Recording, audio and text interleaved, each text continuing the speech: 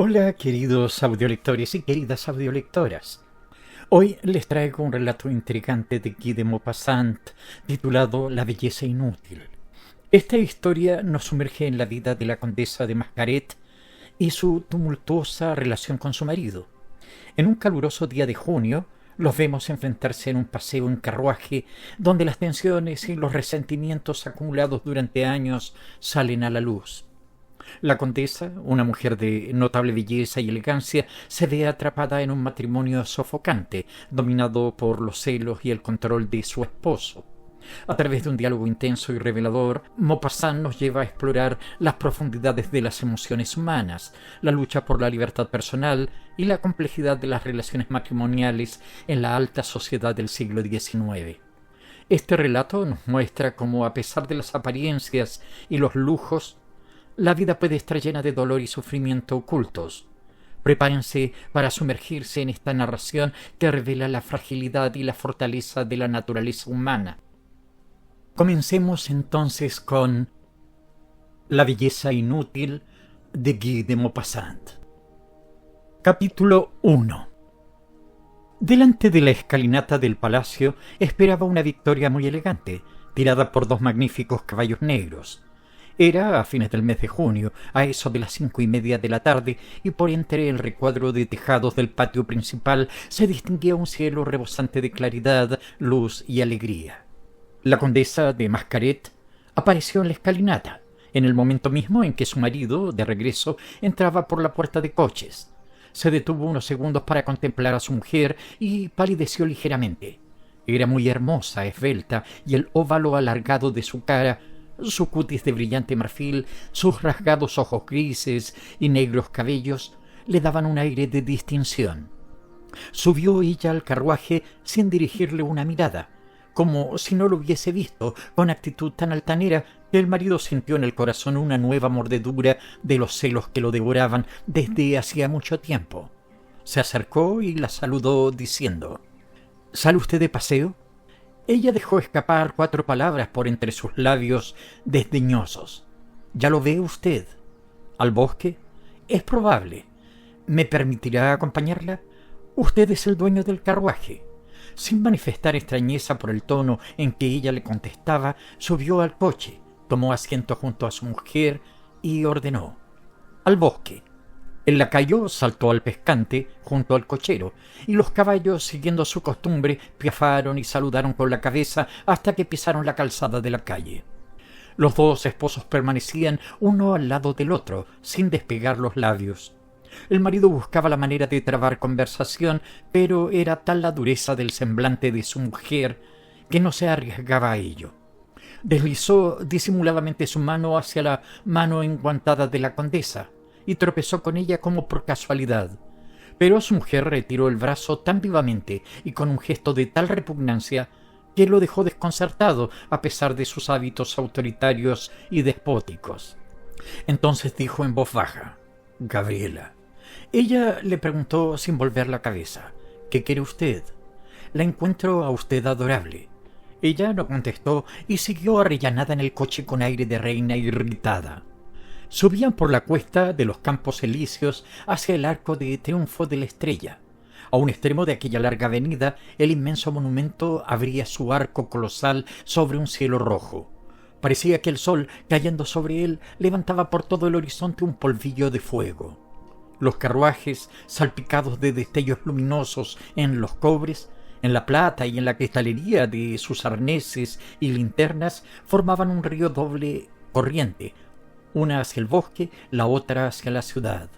El conde Mascaret volvió a decir: «Mi querida Gabriela».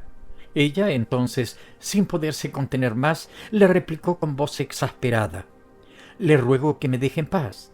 Ya no me queda ni la libertad de pasear sola en mi coche». Hizo él como que no la había oído e insistió: «Está usted hoy más hermosa que nunca».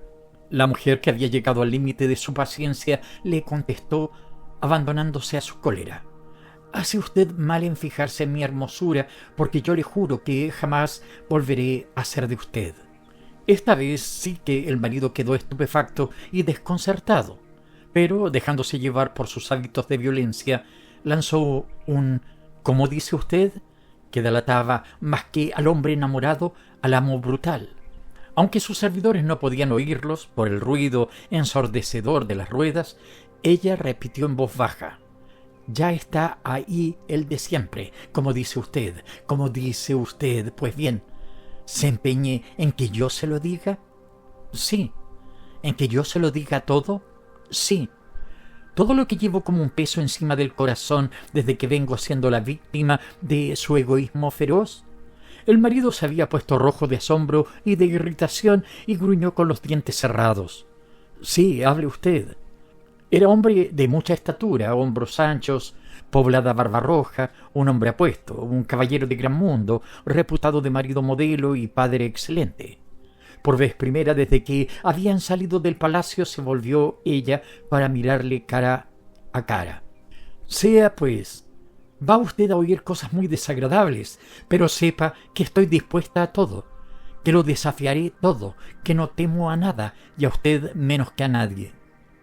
También él le miraba a los ojos, alterado ya por la ira, y resolló: «Está usted loca. Lo que no estoy es dispuesta a seguir siendo la víctima del suplicio odioso de perpetua maternidad que me viene usted imponiendo desde hace 11 años. Quiero vivir alguna vez como mujer de sociedad, porque tengo derecho a ello, como lo tienen todas las mujeres». El marido volvió a palidecer súbitamente y balbuceó: «No entiendo lo que quiere decir». «Sí que me entiende usted. Hace 3 meses que di a luz a mi último hijo, y ya le parece a usted que es hora de que vuelva a estar encinta. Porque soy todavía muy hermosa, y a pesar de todo lo que usted hace, no pierdo mis formas, como usted mismo ha advertido hace un momento el verme en la escalinata. Usted desvaría. No, tengo 7 hijos y 32 años. Hace solo 11 que nos casamos y usted echa cuentas de que seguiremos así 10 años más. Hasta entonces no dejará usted de estar celoso». El marido le agarró del brazo y se lo oprimió.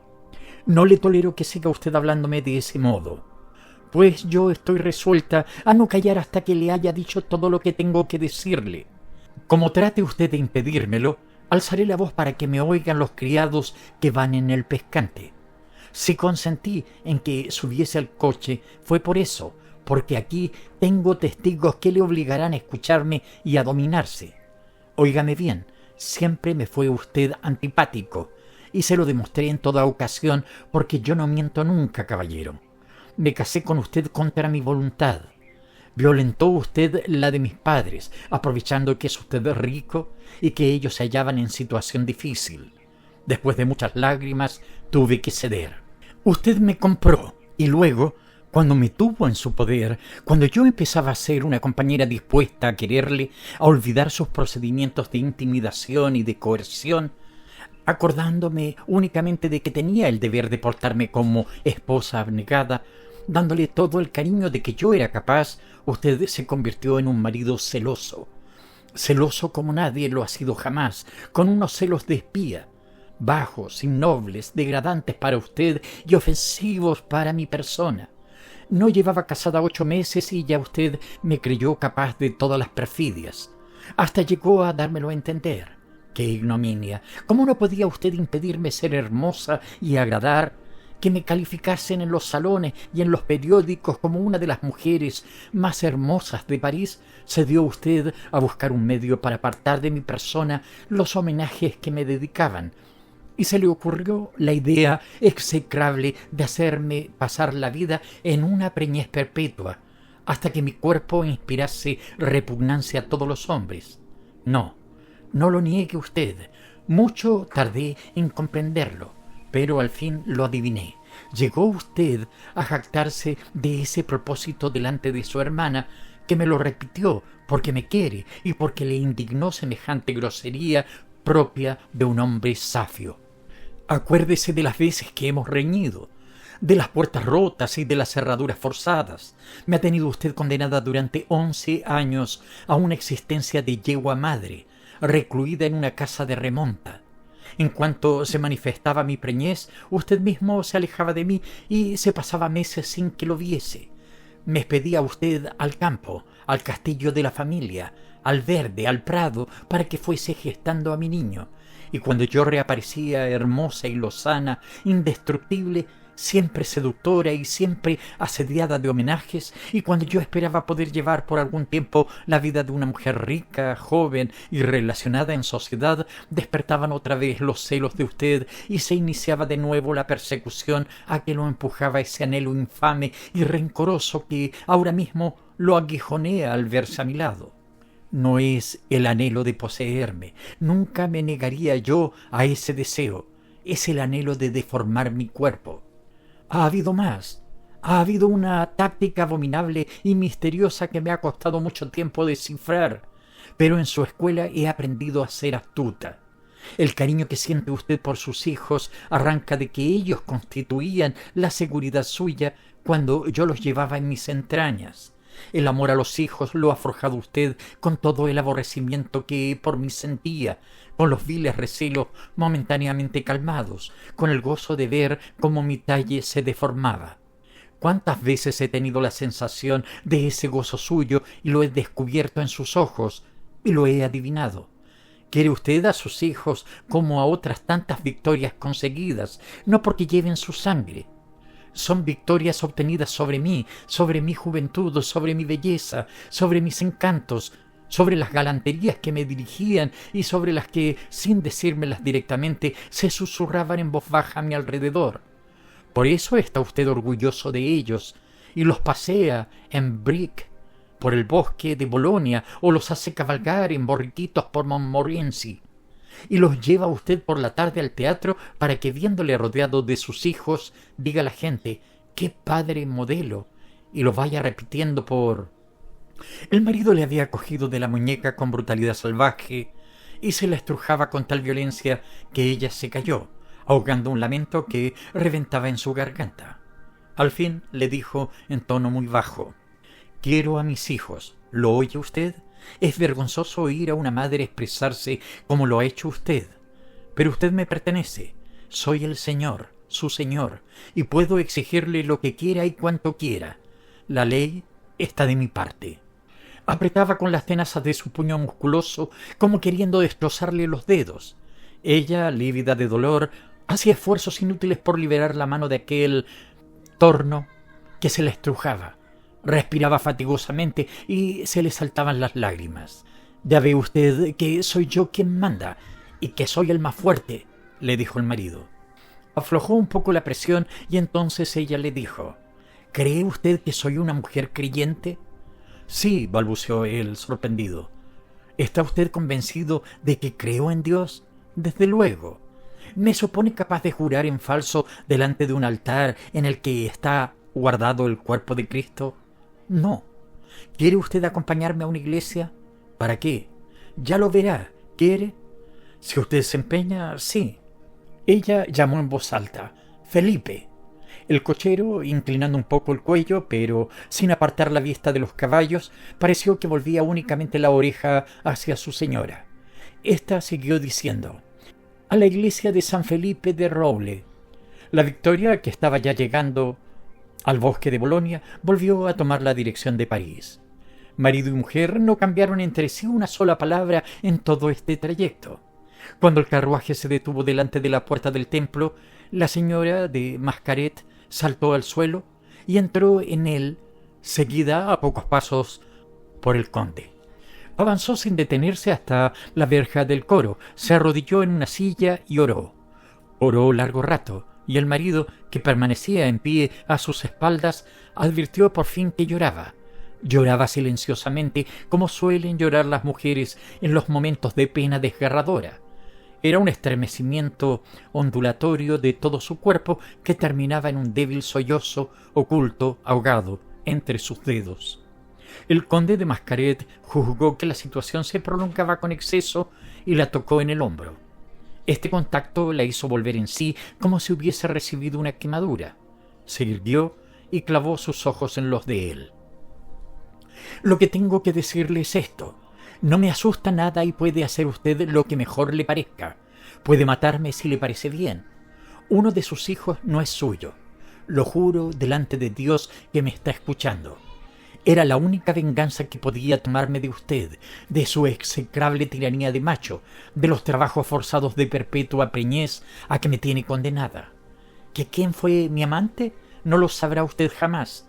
Sospechará usted de todos, pero no logrará descubrirlo.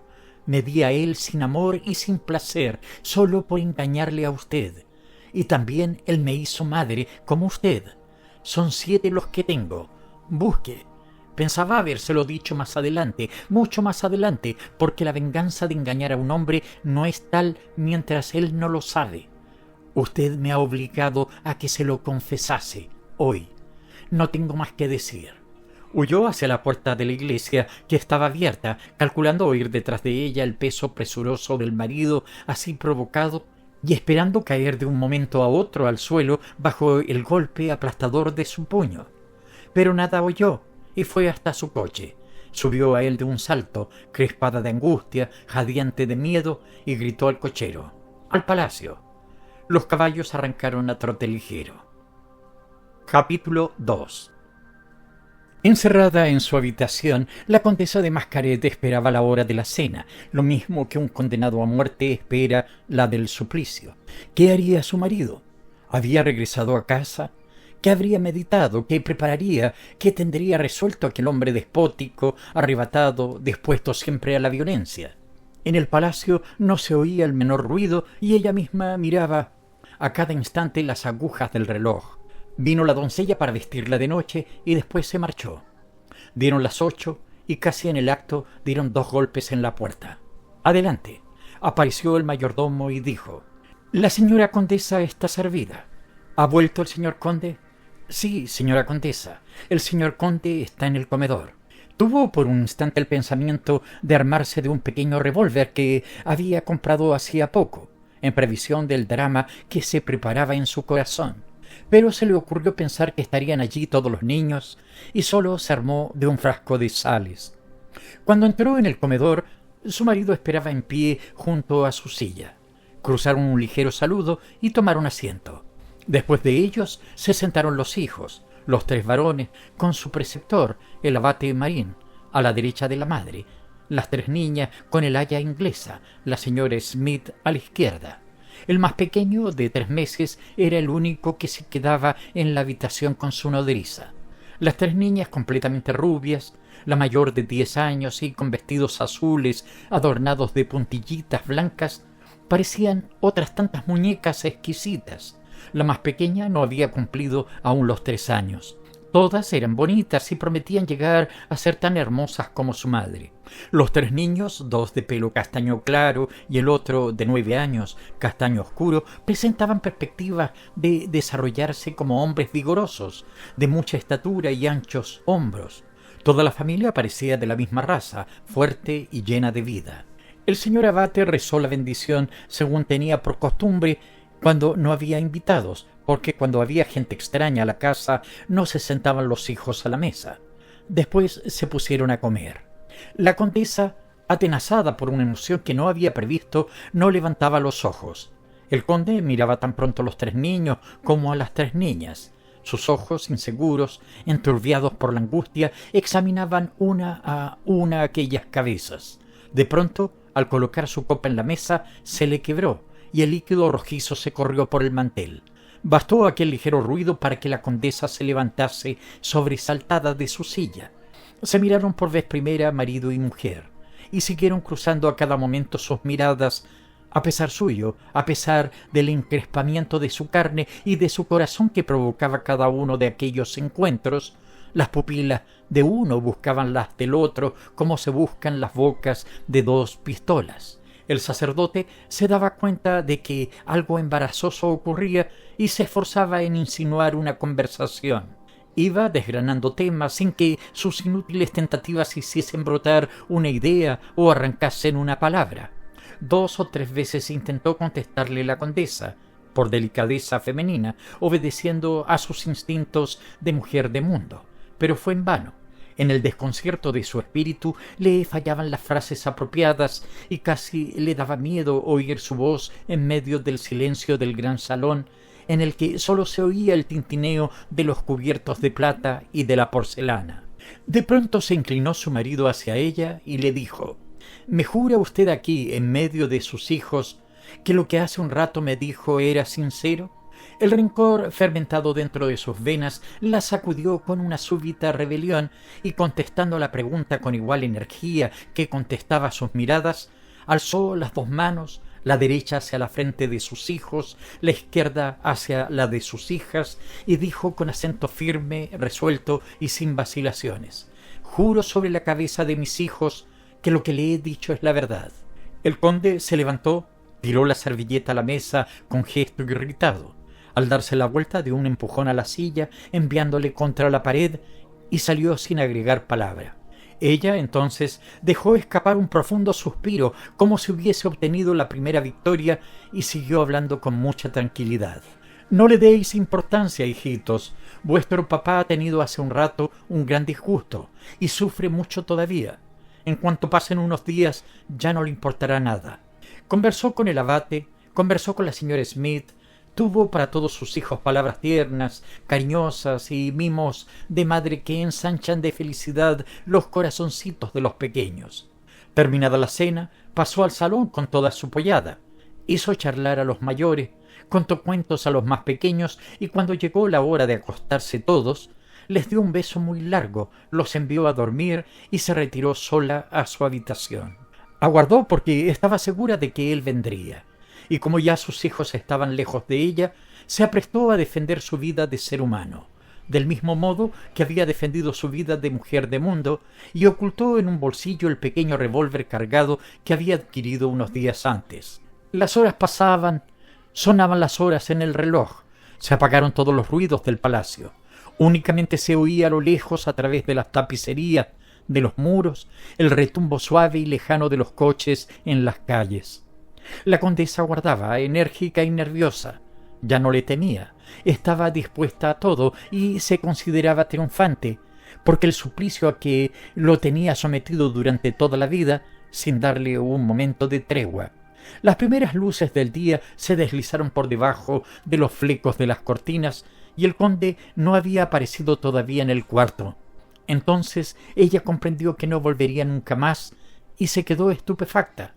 Cerró la puerta con llave y corrió el cerrojo de seguridad que ella había hecho colocar. Luego se acostó y permaneció en la cama con los ojos abiertos, meditando, sin acabar de comprender, sin poder adivinar qué era lo que haría su marido. Capítulo 3. Fue en el Teatro de la Ópera durante un entreacto de Roberto el Diablo. Los caballeros estaban en pie en el patio de butacas, con el sombrero en la cabeza, vistiendo chaleco de ancha boca que dejaba ver la camisa blanca en la que brillaban el oro y las piedras preciosas de las abotonaduras. Miraban a los palcos, cuajados de mujeres escotadas, llenas de diamantes y de perlas, como flores de un invernadero en el que la belleza de los rostros y el esplendor de los hombros desnudos abriesen sus cálices a todas las miradas, con un acompañamiento de música y de conversaciones. Dos amigos, vueltos de espaldas a la orquesta, charlaban, mirando al mismo tiempo aquella colección de elegancias, aquella exposición de encantos, verdaderos o falsos, de joyas, de lujo, de jactancia, que se esplayaban en círculo alrededor del gran teatro. Roger de Salins, que era uno de los dos, dijo a su compañero Bernardo Grandin: «Fíjate qué hermosa sigue siempre la condesa Mascaret». Entonces el otro miró con fijeza a un palco de enfrente en el que había una señora alta muy joven y que atraía todas las miradas de la sala con su deslumbrante belleza. Su tez pálida, con reflejos de marfil, le daba un aire de estatua y sus cabellos, negros como la noche, ostentaban una estrecha diadema de diamantes que brillaba como una vía láctea. Bernardo Grandin, después de mirarla un buen rato, contestó con acento juguetón en el que se transparentaba un sincero convencimiento: «Vaya que sí es hermosa. ¿Qué edad puede tener? Espera, te lo voy a decir con exactitud. La conozco desde su niñez. Estuve presente cuando debutó en sociedad de jovencita. Tiene 36 años. No es posible. Estoy completamente seguro. Aparenta 25. Ha tenido 7 hijos. Es increíble. Viven los 7 y es una buena madre. Visito de cuando en cuando su casa, que resulta agradable, muy tranquila y de un ambiente sano. Esta mujer ha realizado el fenómeno de vivir en familia sin dejar la vida social. ¿Te parece extraordinaria? ¿Y nunca ha dado motivo a que se hable de ella? Nunca. ¿Y qué me dices de su marido? Es un tipo extraño, ¿verdad? Sí y no.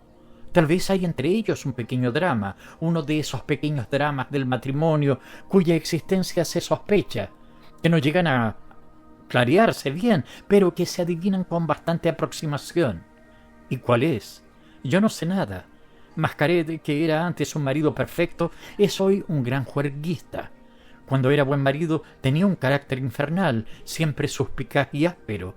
Desde que se dedica a divertirse se ha hecho muy tratable, pero se diría que oculta una preocupación, un pesar, un gusano que lo roe, y envejece mucho, al revés de su mujer. Los dos amigos dedicaron entonces unos minutos a filosofar acerca de las penas secretas, misteriosas, que pueden surgir en una familia como consecuencia de la diversidad de caracteres o de antipatías físicas inadvertidas al principio. Roger Dessalines, que seguía con la atención fija en la señora de Mascaret, agregó: ¿Quién va a creer que esa mujer ha tenido 7 hijos? Pues los ha tenido, sí señor, en 11 años. Cuando llegó a los 30, cerró su periodo de producción para entrar en el de exhibición, cuyo final no se adivina todavía. Pobres mujeres. ¿Por qué las compadeces? ¿Por qué? Ponte a pensar un poco, amigo mío. 11 años de preñez para una mujer como esa. ¡Qué infierno! Es la juventud entera, es toda la belleza, son las esperanzas de triunfo, todo el ideal poético de una vida brillante lo que se sacrifica a esa ley odiosa de la reproducción que convierte a una mujer normal en una simple máquina de hacer hijos. ¿Y qué le vas a hacer? Es la naturaleza.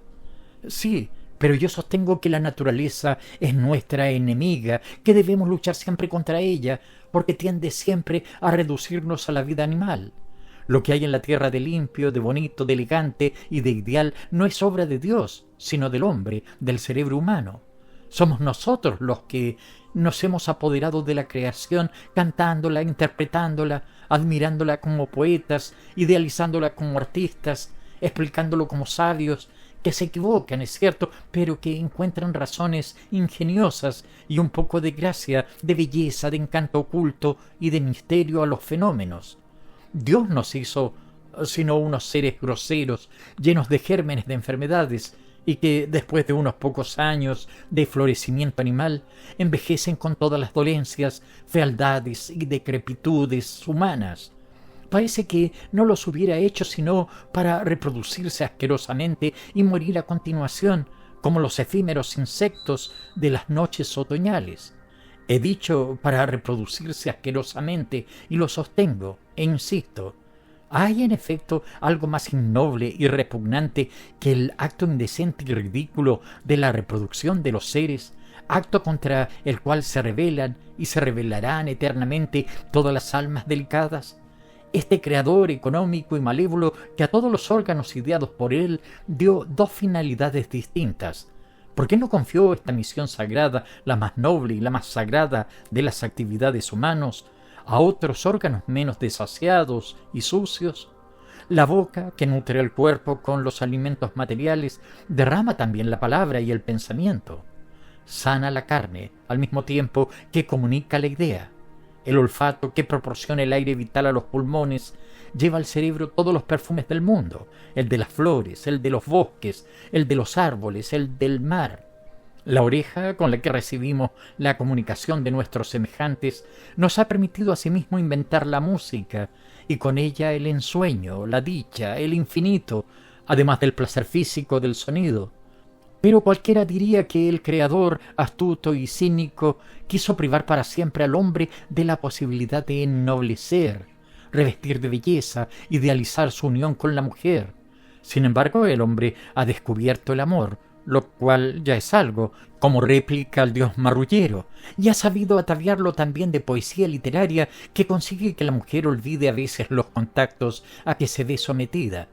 Y aquellos de nosotros que sienten su impotencia para engañarse exaltándose, han inventado el vicio y refinado el libertinaje, lo cual constituye igualmente una manera de chasquear a Dios y de rendir homenaje a la belleza, aunque sea un homenaje impúdico. Pero el ser normal hace hijos a estilo de bestia apareada por la ley. Fíjate en esa mujer. No da grima pensar que semejante alhaja, que una perla como esa, nacida para ser hermosa, admirada, festejada y adorada, haya tenido que pasar 11 años de su vida dando herederos al conde de Mascaret. Bernardo Grandín contestó riéndose. Hay mucho de verdad en lo que has dicho, pero hay muy pocas personas capaces de comprenderte. Salins se fue animando. ¿Sabes cómo concibo yo a Dios?, dijo, como a un monstruoso órgano creador, desconocido de nosotros, que siembra por el espacio millones de mundos, de la misma manera que un pez sembraría sus huevos en la mar si estuviese solo. Crea porque crear es la función de Dios, pero no sabe lo que hace. Es estúpidamente prolífico y no tiene conciencia de toda la serie de combinaciones a que da lugar con la difusión de sus gérmenes. Uno de los pequeños accidentes imprevistos de sus fecundidades ha sido el pensamiento humano. Accidente local, pasajero, imprevisto, condenado a desaparecer con la tierra para resurgir aquí o en otra parte, igual o distinto, en alguna de las combinaciones nuevas del eterno recomenzar de las cosas. Este pequeño accidente de la inteligencia tiene la culpa de que nos sintamos tan incómodos en lo que no había sido hecho ex profeso para nosotros, en lo que no estaba preparado para recibir, alojar, alimentar y dar satisfacciones a seres dotados de pensamientos. Y él también nos obliga a luchar constantemente, una vez que hemos llegado a ser verdaderamente refinados y civilizados, contra eso que se sigue llamando los designios de la providencia. Grandín, que le escuchaba con atención, porque conocía de tiempo atrás las deslumbradoras paradojas de su fantasía, le preguntó: ¿según eso, el pensamiento humano es un producto espontáneo de la ciega fecundidad divina? Desde luego, una función fortuita de los centros nerviosos de nuestro cerebro, por el estilo de las reacciones químicas imprevistas producidas por nuevas mezclas, por el estilo también de una producción de electricidad creada por frotamientos o yuxtaposiciones inesperadas, parecidas, en fin, a todos los fenómenos engendrados por las fermentaciones infinitas y fecundas de la materia viva. Amigo mío, basta mirar a nuestro alrededor para que se nos entre la prueba por los ojos.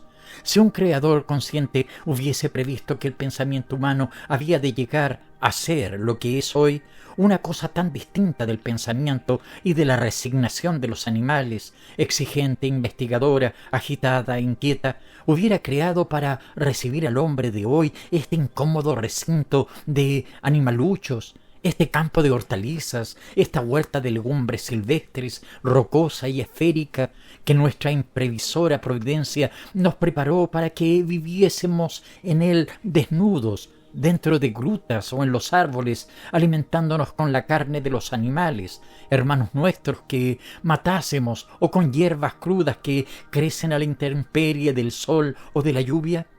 Basta un segundo de reflexión para comprender que este mundo no ha sido hecho para criaturas como nosotros. El pensamiento que brotó y se desarrolló por un milagro nervioso de las células de nuestro cerebro hace de todos nosotros, los intelectuales, unos lamentables y perpetuos desterrados en la tierra, porque es y será siempre impotente, ignorante y lleno de confusiones. Contémplala a esta tierra nuestra, tal y como Dios la ha entregado a los que en ella habitan. ¿No es evidente que está dispuesta con sus plantas y bosques únicamente para que vivan en ella animales? ¿Qué se encuentra en ella para nosotros? Nada. Ellos, en cambio, lo tienen todo. Las cavernas, los árboles, el follaje, los manantiales, el cobijo, el alimento y la bebida. Por eso las personas exigentes como yo se encuentran siempre en ella a disgusto. Tan solo aquellos que se parecen mucho al bruto están aquí contentos y satisfechos. Los demás, los poetas, los exquisitos, los soñadores, los investigadores, los inquietos, ¡ah, qué pobres diablos! Comemos repollos y zanahorias, sí, señor, y cebollas, nabos y rábanos, porque no hemos tenido más remedio que acostumbrarnos a comer todas esas cosas y hasta aficionarnos a ellas, porque es lo único que aquí se cría. Pero lo cierto es que se trata de una comida de conejos y de cabras. Lo mismo que la hierba y el trébol son alimentos de caballos y de vacas. Cuando contemplo las espigas de un campo de trigo maduro, no pongo ni por un momento en duda que aquello ha brotado del suelo para que se lo coma el pico de los gorriones o de las alondras, pero no mi boca. Por consiguiente, cuando mastico el pan, no hago otra cosa que robar lo suyo a los pájaros, lo mismo que les robo a la comadreja y a la zorra cuando como gallinas. La codorniz, la paloma y la perdiz no son la presa natural del gavilán. El carnero, el corzo y el buey no lo son de los grandes animales carniceros. ¿O es que creemos que están destinados al engorde para que nos sirvan a nosotros su carne asada con trufas que los cerdos desentierran es profeso para nosotros? Los animales no tienen aquí abajo otra preocupación que la de vivir. Están en su propia casa, alojados y alimentados, y no tienen que ocuparse más que de pasear, cazar o comerse entre ellos, de acuerdo con sus instintos, porque Dios no previó jamás la benignidad y las costumbres pacíficas. Lo único que Él ha previsto es la muerte de los seres, que se destruyen unos a otros y se devoran con encarnizamiento. En cuanto a nosotros, qué de trabajo, esfuerzos, paciencia, inventiva, imaginación, qué de habilidad, talento y genio han sido necesarios para hacer casi habitable este suelo pedregoso y salvaje. Piensa por un momento en todo lo que hemos tenido que llevar a cabo, a pesar de la naturaleza o contra la naturaleza, para instalarnos de una manera menos que mediana, con muy poca comodidad y elegancia, en condiciones indignas de nosotros. Cuanto más civilizados, inteligentes y refinados seamos, más obligados estamos a vencer y domar el instinto animal, que es la representación dentro de nosotros de la voluntad de Dios. Piensa en que hemos tenido necesidad de inventar la civilización, conjunto que tantas cosas abarca, tantísimas, desde los calcetines hasta el teléfono. Piensa en todo lo que tienes delante de los ojos todos los días, en todas las cosas de que nos servimos de una manera u otra. Para hacer más llevadero nuestro destino de brutos, hemos descubierto y fabricado toda clase de objetos, empezando por las casas y siguiendo por los alimentos más exquisitos, bombones, pastelería, bebidas, licores, telas, vestidos, adornos, camas, colchones, carruajes, ferrocarriles y toda suerte de máquinas. Hemos descubierto además las ciencias y las artes, la escritura y los versos. Sí, hemos creado las artes, la poesía, la música, la pintura. De nosotros los hombres arranca todo el ideal y también toda la coquetería de la vida, el atavío de las mujeres y el talento de los hombres, cosas todas que han acabado por adornar, por hacer menos árida, monótona y dura esta existencia de simples reproductores, única para la que nos infundió aliento la divina providencia. Fíjate en este teatro. ¿Qué ves aquí dentro sino un mundo no previsto por los destinos inmortales, ignorado por ellos, que sólo nuestras inteligencias son capaces de comprender? Una distracción agradable, sensual e inteligente, inventada es profeso para nosotros, bestezuelas descontentadizas e inquietas. Observa a esa mujer, la señora de Mascaret. Dios la hizo para vivir en una caverna, desnuda o arrebujada en pieles de animales. ¿No está mucho mejor tal como la vemos? Y a propósito, ¿se sabe cómo y por qué su marido, teniendo a su lado una compañera como ella, la abandonó de pronto y se dio a correr detrás de cualquier perdida? Sobre todo después de haber sido lo bastante patán para hacerla 7 veces madre. Grandín le contestó: «Alto ahí, querido. Esa es probablemente la única razón, su cazurrería. Acabó descubriendo que el dormir en casa le salía demasiado caro. Llegó, por cálculos de economía doméstica, a las mismas conclusiones a que tú llegas con la filosofía». Sonaron los 3 golpes que indicaban que iba a empezar el tercer acto. Los 2 amigos se volvieron de cara al escenario, se descubrieron y tomaron asiento. Capítulo 4. El conde y la condesa de Mascaret Sentados el uno al lado del otro dentro del coupé que los llevaba a casa, no despegaban los labios, pero de pronto dijo el marido a su mujer: «Gabriela, ¿qué me quiere usted? ¿No le parece que esto ha durado ya bastante?» «¿A qué se refiere?» «Al suplicio ignominioso a que me tiene sometido desde hace 6 años. Yo nada puedo hacer. ¿Cuál de ellos es? Dígamelo de una vez». «Jamás. ¿Piensa usted que ya no puedo mirar a mis hijos ni sentirlos a mi lado sin que la duda me destroce el alma? Dígame cuál de ellos es, y yo le juro que perdonaré y que los trataré igual que a los demás. No tengo derecho a obrar de esa manera. ¿No ve usted que ya no puedo soportar más esta vida, esta idea que me corroe, esta pregunta que me formulo constantemente y que constituye mi tormento cada vez que los miro? Acabaré por volverme loco». «Entonces, ¿ha sufrido usted mucho?» «De un modo espantoso. Sin ese sufrimiento no me habría resignado yo al horror de vivir al lado de usted, ni al horror, más grande todavía, de saber que hay entre ellos uno, que yo no puedo saber cuál es, que me impide querer a los otros». Ella insistió: «¿De modo que ha sufrido usted real y verdaderamente?» El marido le contestó con acento que delataba su dolor: «¿No le vengo repitiendo todos los días que ya no puedo soportar más semejante suplicio? Si yo no quisiese a mis hijos, ¿habría vuelto, habría seguido viviendo en esta casa a su lado y al lado de ellos? Se ha portado usted conmigo de una manera execrable. Sabe usted perfectamente que todas las ternuras de mi corazón son para mis hijos. Soy para ellos un padre a la antigua, lo mismo que he sido para usted un marido por el estilo de las antiguas familias, porque yo sigo siendo un instintivo, un hombre primitivo de otros tiempos. Sí, lo reconozco, usted despertó en mí unos celos atroces, porque es una mujer de otra raza, de otra alma, con otras necesidades. No olvidaré jamás sus palabras, no las olvidaré jamás. A decir verdad, a partir de aquel día no me he preocupado ya de lo que usted pudiese hacer. Si no la maté fue porque, matándola, desaparecería para mí toda esperanza de saber cuál de los hijos de usted no es mío.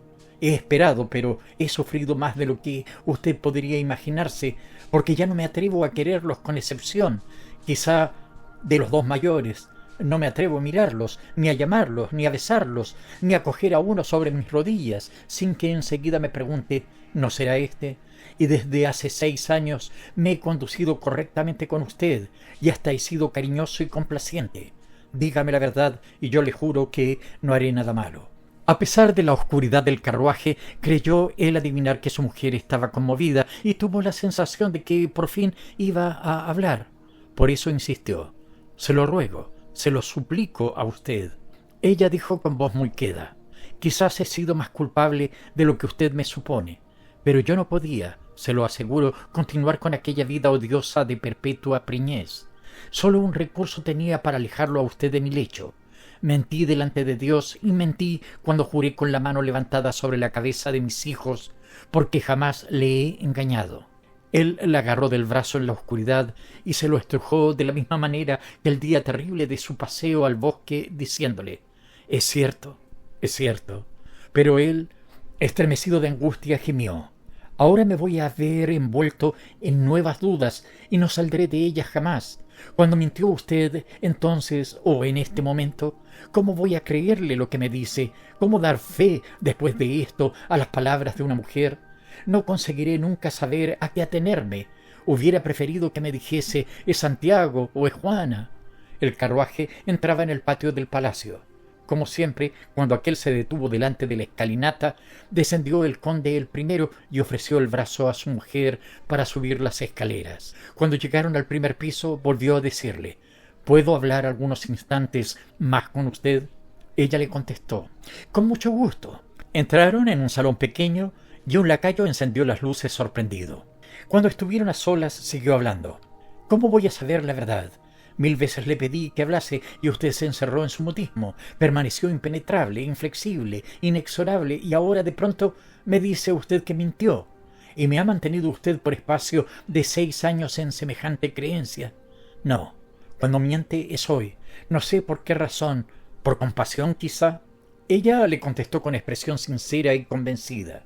Si no hubiese procedido así, habría tenido en estos 6 años 4 hijos más. Entonces él exclamó: «¿Ese es el lenguaje de una madre?». ¿Cómo? Contestó ella.